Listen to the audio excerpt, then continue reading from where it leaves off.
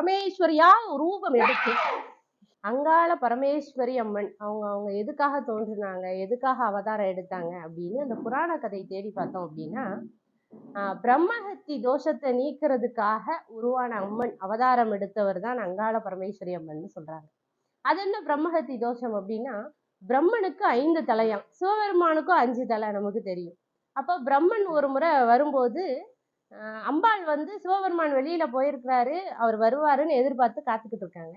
இப்போ பிரம்மன் தூரத்துல வரையில சிவபெருமான் தான் வந்துட்டாரோ அப்படின்னு சொல்லிட்டு எழுந்து நின்று வணங்குறாங்க. வணங்கின உடனே பிரம்மனுக்கு 5 தலைகளிலையும் மமதை ஏறி போயிருக்கு, ஆணவம் இருக்கு. அப்போ பிரம்மன் சொல்றாரு, என்ன தாயாரே, உமாதேவியாரே, சிவன் நினைச்சிட்டீங்களா? உங்க சிவனாருக்கு மட்டுமா 5 தலை, எனக்கும் தான் 5 தலை இருக்கு அப்படின்னு சொல்லிட்டார். இந்த விஷயத்த உமாதேவியார் சிவபெருமான்கிட்ட சொல்றாரு. சொன்ன உடனே உமாதேவியாரின் வேண்டுகோளின்படி சிவபெருமான் என்ன செய்யறாரு அப்படின்னா, பிரம்மனோட 5 தலைகள்ல ஒரு தலைய கிள்ளி எரிஞ்சிட்டார். இது ரொம்ப கவனிக்க வேண்டிய விஷயம். கிள்ளி எரிஞ்சிட்டார். அப்படி கிள்ளி எரிஞ்ச உடனே பிரம்மதேவரின் மனைவியான வாக்தேவி, சரஸ்வதி அம்மையார் இருக்காங்கல்ல, என் வீட்டுக்காரரை நீங்க இப்படி செஞ்சிருக்க கூடாது அப்படின்னு சொல்லிட்டு சாபம் விடுறாங்க. அதுதான் அந்த பிரம்மஹத்தி தோஷம் அப்படின்னு சொல்லி சொல்றாங்க. சரி, இது சிவபெருமானுக்கு வந்துருச்சு. சிவபெருமானுக்கு என்ன ஆச்சு அப்படின்னா, அவர் கிள்ளி எரிஞ்சாரு பார்த்தீங்களா, அந்த கபாலம், அந்த தலை இருக்கு பார்த்தீங்களா, அந்த கபாலம் திருவோடாக சிவபெருமானோட கைகள்லயே ஒட்டிடுச்சு. என்ன வாக்தேவி சாபமிட்டாங்க அப்படின்னா, இதுல போய் நீங்க எல்லாத்தையும் பிச்சை எடுக்கணும். அப்படி பிச்சை எடுத்தாலும் இதுல போடுற சாப்பாடு எல்லாத்தையும் இந்த கபாலமே சாப்பிட்டுரும், நீங்க பட்டினியா தான் இருக்கணும்னு சொல்லி வாக்தேவி சாபம் கொடுக்குறாங்க. கையில பிரம்ம கபாலத்தோட சிவபெருமான் நிற்கிறாரு. எப்பயுமே கணவன் ஏதாவது கஷ்டத்துல இருக்கிறாங்க அப்படின்னா அதுக்கு உச்ச துணையா உறுதுணையா இருக்கிறது யாரு அப்படின்னா மனைவியா மட்டும்தான் இருக்க முடியும். அப்போ உமாதேவியார் பாக்குறாங்க, இதற்கோட ஆதி அந்த முதல் காரணம் யாரு?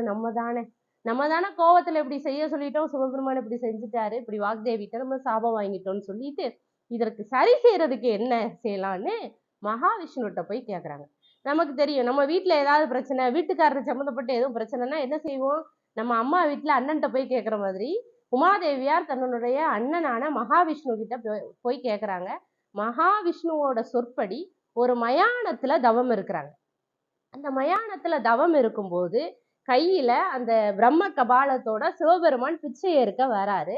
அப்படி பிச்சை ஏற்க வரும்போது 3 கவளம் சோறு வந்து அம்பாள் வச்சிருக்காங்க பிச்சை ஏறுறதுக்காக. முதல் கவளத்தை அந்த கபாலத்துல போட்டாங்க, கபாலம் சாப்பிட்டுருச்சு. 2வது கவளத்தை அந்த கபாலத்துல போட்டாங்க, அதையும் அந்த கபாலம் சாப்பிட்டுருச்சு. 3வது கவளத்தை ரொம்ப சாமர்த்தியமா அம்பாள் என்ன செஞ்சாங்களாம், அந்த கபாலத்தை போடுற மாதிரி போட்டு அது கீழே விழுந்து சூறை ஆயிருச்சான். அந்த கவள சோறு கீழே விழுந்து அங்கிட்டு இங்கிட்டுமா தெரிச்சு சூறை ஆயிருச்சு. இந்த கபாலம் அதை சாப்பிடுறதுக்காக சிவபெருமானோட கையில இருந்து கீழே இறங்குச்சு பாருங்க. சிவபெருமான் அங்க இருந்து புறப்பட்டார்.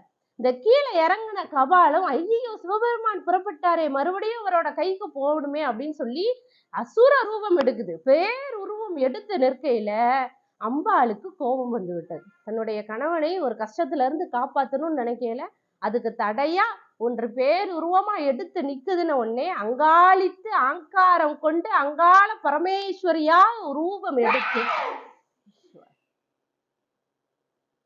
அங்காள பரமேஸ்வரியாக ரூபம் எடுத்து அந்த அம்மன் என்ன செஞ்சாலாம், அந்த கபாலத்தை எல்லாம் எடுத்து தன் காலுக்கடியில் இட்டு அந்த கபாலத்தின் மேலே தன் காலை வைத்து அமர்ந்திருக்கிற உருவம் தான் இந்த அங்காள பரமேஸ்வரி ரூபம்.